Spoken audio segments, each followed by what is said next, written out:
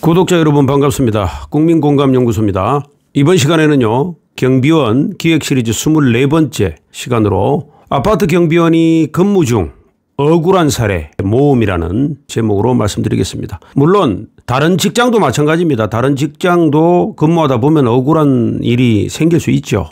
그런데 특히 이 아파트 경비원은 서비스직이다 보니까 주민들도 많이 상대하고 또 여러 가지 예측이 불가능한 상황들이 많이 발생을 합니다. 그래서 이 과정에서 억울한 사례, 즉 선의의 피해 뭐 이런 것도 생길 수 있겠죠. 그래서 본인 잘못이라기보다는 어떤 다른 원인에 의해서 본인이 또 예를 들어서 피해를 보는 사례가 되겠죠. 금전적인 피해가 있을 수도 있겠고 정신적 또 에너지 낭비 등등 여러 가지 억울한 사례가 있을 수 있겠습니다. 그 부분에 대해서 한번 구체적으로 말씀드리겠습니다. 자, 이번 영상도 제가 경비회사에서 관리직에 있을 때 실제 있었던 사례를 하나하나 기억이 나는 대로 소개를 해드리겠습니다. 그래서 물론 주민들의 갑질이라는 제목도 지나간 영상에서 많이 말씀을 드렸습니다. 뭐 그 부분은 생략하고 갑질도 있겠지만은 또 경비원의 어떤 선의의 실수 뭐 이런 것들이 있을 수 있겠죠. 그래서 구체적으로 한 번씩 짚어보겠습니다. 첫째, 이 저녁에 잠을 잔다고 자꾸 주민들이 신고를 하는 경우가 있어요. 이거는 좀 이해가 상반되는 경우인데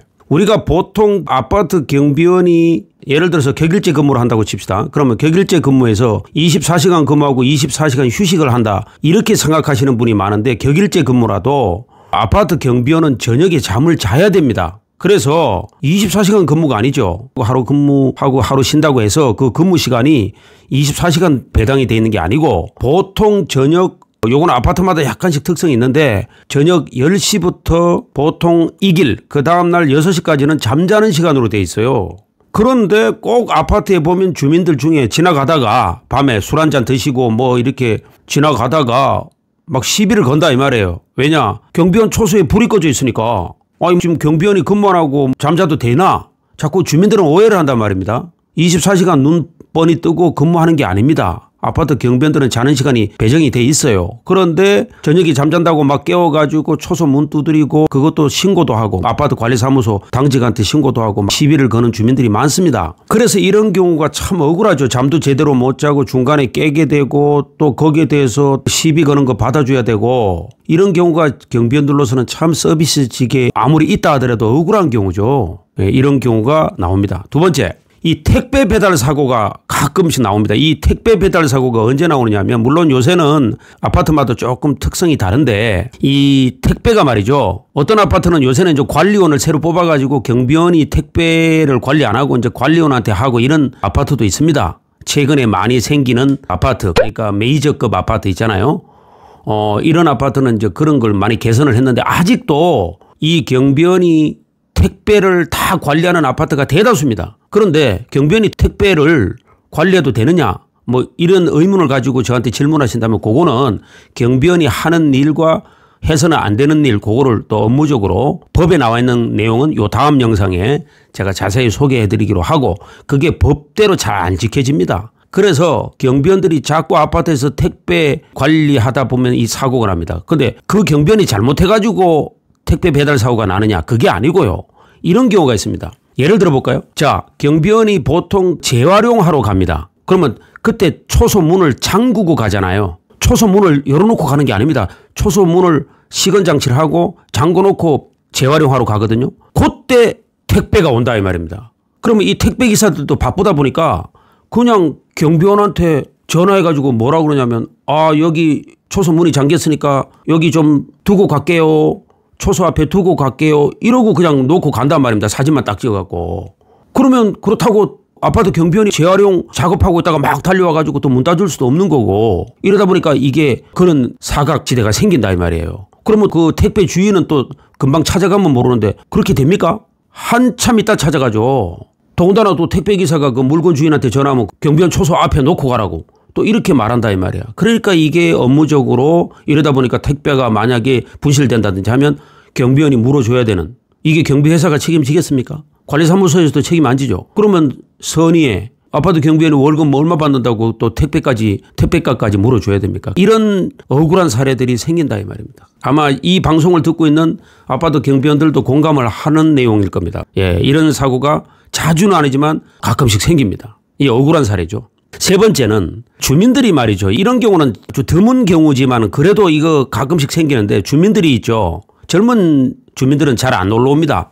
아파트 초소에. 근데 주민들 중에서 나이 좀 드신 분들 있죠. 이 연배가 비슷하잖아요. 아파트 경비원하고 주민들하고 연배가 비슷한 분들이 있어요. 노인들. 이런 분들은 와서 경비원 초소에 자꾸 놀러 와요. 놀러 와서 술 사가지고 거기 경비원 초소 안에 냉장고도 있다 이 말이에요. 그 안에 뭐 술도 좀 맡겨놓자 그러고 그리고 본인들이 심심할 때 와서 먹고 가고 심지어는 어떤 할머니들인데 와서 초소 안에서 고스톱까지 치는 경우가 있어요. 이거 주민들이라서 또 내쫓을 수도 없고 나가라고 할 수도 없고 이러다 보니까 또 어떤 사람들은 지나가다가 저 안에서 막 놀고 있는 분위기니까 경비원 탓을 한다 이 말이에요. 경비회사로 저한테 전화 와가지고 아니 경비원들이 뭐 일 안 하고 지금 화투 치게 돼 있습니까? 이런 식으로 오해를 받는다 이 말이에요. 사실 경비원이 화투 친 게 아니죠.